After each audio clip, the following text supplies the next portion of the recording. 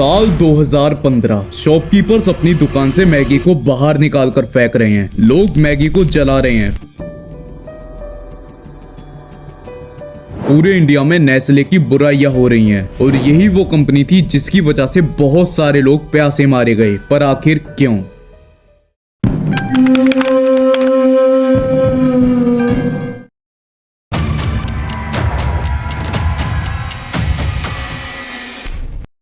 Eighteen 1866 में George हेम्पेज और Charles page ने एक Anglo Swiss condense milk company की स्टार्टिंग करी और ये जो उसके नाम में स्विस आता है ये रिप्रेजेंट करता है स्विट्जरलैंड को। लेकिन वो दोनों थे अमेरिकन, तो उनके नाम में स्विस क्यों आता है? बेसिकली इसके 4 रीजन थे। पहला रीजन, वो दोनों थे अमेरिकन बट उन्होंने कंपनी स्विट्जरलैंड में स्टार्ट करी। दूसरा रीजन, स्विट्जरलैंड की क्लीन इमेज। तीसरा रीजन ये था स्विट्जरलैंड में सारे गुड क्वालिटी प्रोडक्ट्स मिलते हैं। और चौथा रीजन तो यही था क्योंकि उसके नाम में स्विस आता है तो वो इजीली अदर यूरोपियन कंट्रीज में एक्सेप्ट हो सकती थी। और उसके 1 साल बाद 1867 में हेनरी नेस्ले ने एक बेबी फूड कंपनी बनाई। इसके 38 साल बाद 1905 में ये दोनों कंपनी मर्ज हुई एंड इसको आज की डेट में हम नेस्ले के नाम से जानते हैं। और इसी साल नेस्ले के पास 20 से ज्यादा फैक्ट्री हो गई थी और इसके product Africa, Asia, Latin America और ऑस्ट्रेलिया तक पहुंच चुके थे। और 1914 में वर्ल्ड वॉर शुरू हुई।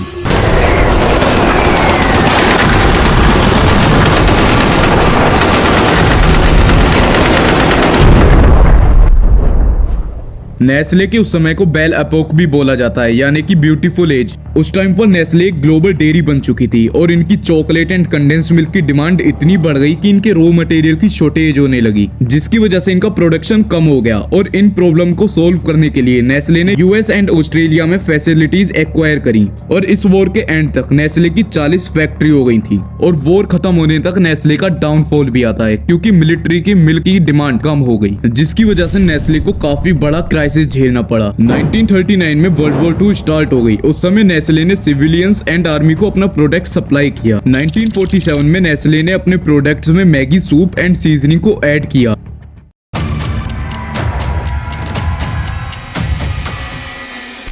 मई 2015 FDA food and drug administration के रिप्रेजेंटेटिव्स उत्तर प्रदेश के एक डिस्ट्रिक्ट बाराबंकी से कुछ सैंपल्स दिखाते हैं जिनके अंदर लेड की मात्रा बहुत ज्यादा होती है। और आपको मैं बता दूं, अगर लेड की ज्यादा मात्रा कंज्यूम करी जाए तो उससे बच्चों के डेवलपमेंटल टाइम और उनके ब्रेन में डैमेज हो सकता है। साथ के साथ बीपी भी हाई हो सकता है और कभी कभी तो भी हो सकती है। और इतनी खतरनाक चीज की ज्यादा मात्रा मैगी के अंदर पाई गई। उसके बाद अलग अलग जगह से मैगी के सैंपल्स को टेस्ट किया गया। 3 जून 2015 मैगी के और सैंपल ढूंढने के लिए मैगी की सेल पर बैन लगाया गया दिल्ली गवर्नमेंट की साइड से, वो भी 15 दिन का। और मैगी के ब्रांड एम्बेसडर अमिताभ बच्चन, माधुरी दीक्षित और प्रीति जिंटा के खिलाफ सुधीर कुमार ओझा ने FIR करी मुजफ्फरपुर के डिस्ट्रिक्ट कोर्ट में। और वहाँ की जो ऑथोरिटीज थी उनसे ये कहा गया कि अगर इनको अरेस्ट करने की जरूरत पड़े तो अरेस्ट करो। सुधीर कुमार ने कंप्लेन में ये लिखा था, उन्होंने लेनिन चौक की एक शॉप से मैगी ली और उसको खाकर वो बीमार पड़ गई। फिर उसके बाद 4 जून को गुजरात के FDA ने मैगी के ऊपर 30 दिन का बैन लगा दिया क्योंकि जो उन्होंने सैंपल लिए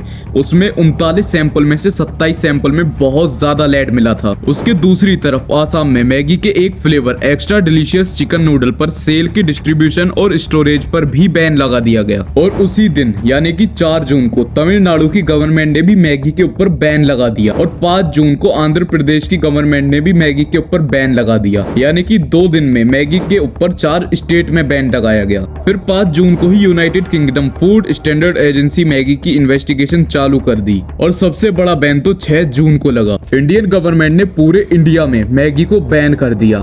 और इस बार उन्होंने ये नहीं बताया कि ये बैन कब तक चलेगा। और उसके बाद कर्नाटका की एक प्रेस मीटिंग में हेल्थ एंड फैमिली वेलफेयर ने ये बोला कि मैगी को बैन नहीं करना चाहिए। और हद तो जब हो गई जब जुलाई में मुंबई हाई कोर्ट ने मैगी के एक्सपोर्ट पर अलाउ कर दिया। लेकिन इंडिया में मैगी जब भी बैन थी। अगस्त में यूएस हेल्थ रेगुलेटर FDA ने टेस्ट किया और बताया कि मैगी के अंदर ज्यादा लेड है ही नहीं। 13 अगस्त को मुंबई हाई कोर्ट ने मैगी को दोबारा से अनबैन कर दिया। मुंबई हाई कोर्ट ने ये भी बताया कि मैगी को एक ऑथराइज लैब में टेस्ट नहीं किया गया। देखो, लेड की मात्रा 2.5 ppm होनी चाहिए, लेकिन मैगी के अंदर जब टेस्ट किया गया तो 17.2 ppm मिली, जिसकी वजह से मैगी को बैन किया गया था। लेकिन जब न्यू बैचेस का टेस्ट किया गया तो उसमें लेड की मात्रा ज्यादा नहीं थी, दैट्स वाई उसको अनबैन किया गया। और इसी कारण मैगी के ऊपर लेड एंड MSG के कारण ही 640 करोड़ का जुर्माना लग गया।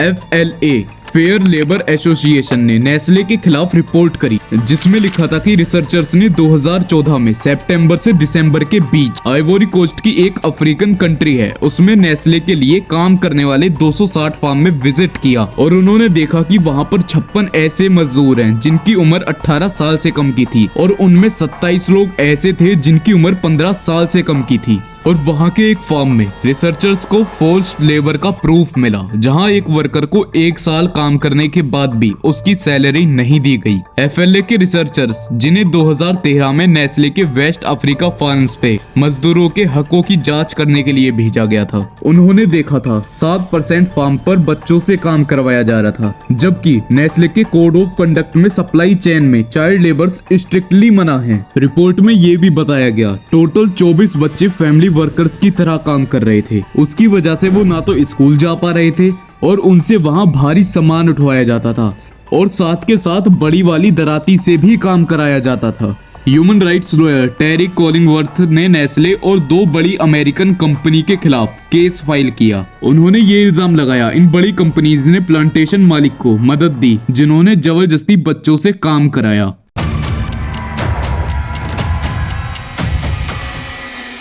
नेस्ले के ऊपर ये आरोप लगाया कि उन्होंने लोकल कम्युनिटीज के वाटर सोर्सेज जैसे ग्राउंड वाटर और स्प्रिंग से बहुत पानी एक्सट्रैक्ट किया है। फॉर एग्जांपल, पाकिस्तान के कुछ गांव में पानी टेबल इतना नीचे चला गया कि वहां के जो लोकल गांव थे वहां पर लोगों को पानी पीने के लिए नहीं मिल रहा था, लेकिन नेस्ले उस पानी को प्योर बॉटल्ड के रूप में बेचता था। और आपको नेक्स्ट वीडियो किस टॉपिक पे चाहिए कमेंट में बताना।